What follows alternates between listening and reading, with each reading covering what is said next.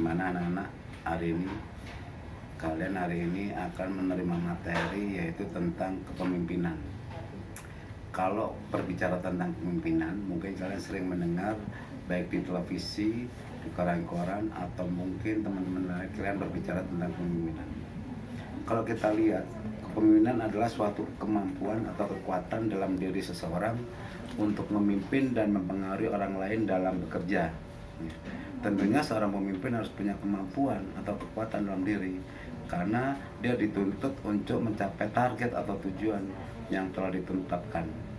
Makanya seorang pemimpin itu diberikan sebagai kepercayaan, ditunjuk sebagai kepala, terutama dalam sebuah organisasi atau institusi. Sehingga seorang pemimpin harus mampu memandu dan mempengaruhi seseorang atau sekelompok orang.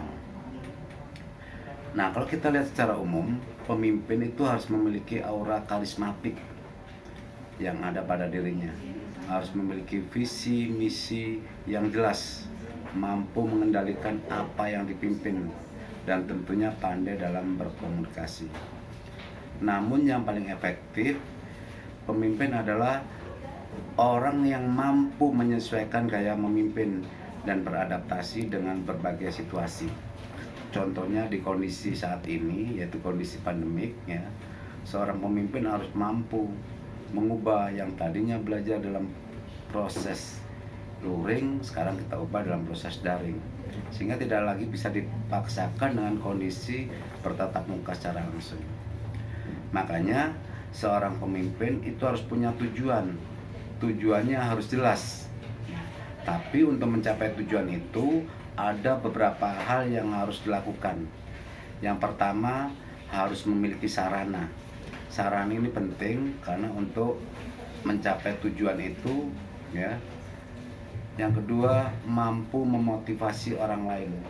Artinya pemimpin tidak lagi memotivasi dirinya sendiri, tapi mampu meningkatkan motivasi dalam diri bawahannya.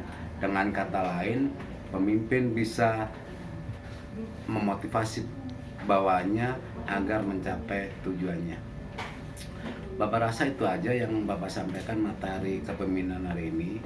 Hanya yang perlu kamu pelajari lagi adalah tentang gaya-gaya kepemimpinan.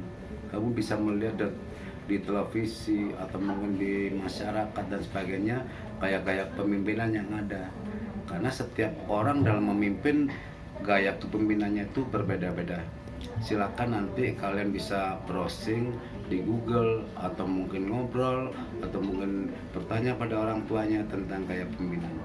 Bapak rasa untuk materi kepemimpinan MPLS cukup sampai sini.